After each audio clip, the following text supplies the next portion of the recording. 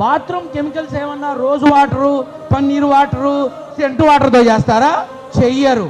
Spirit, acid, కెమికల్స్తో ఉంటుంది.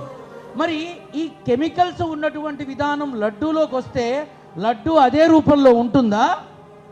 ఏమాత్రం ఉండదు. సరే, నిన్నగాక మొన్న పెద్ద ఎంక్వైరీనే వేశారు కదా, రాజమండ్రిలో ఏదో పాలకి సంబంధించిన విధానంలో కల్తీ జరిగిందని.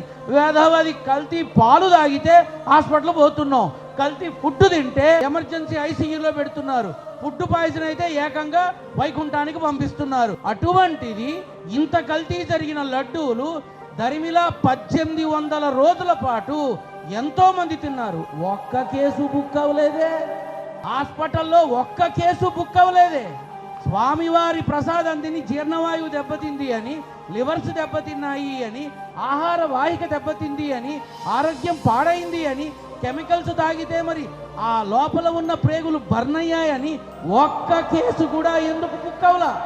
ఆలోచించాలి, ప్రతి ఒక్కరూ ఆలోచించాలి.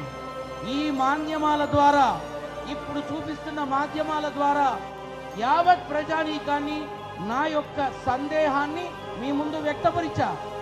దీన్ని బట్టి ప్రతి ఒక్కరూ ఆలోచించాల్సింది ఏమిటి అంటే, రాజకీయం చెయ్యాలి, రాజకీయ పరమైన యుద్ధం చెయ్యాలి, రాజకీయ కక్షలున్నా సరే రాజకీయంగానే చెయ్యాలి. కానీ ఆ రాజకీయటువంటి వాదనల కోసం, మీ యొక్క కక్ష సాధింపుల కోసం దయచేసి భగవంతుణ్ణి వాడుకోకండి, దయచేసి భగవత్ ప్రసాదాన్ని వాడుకోకండి.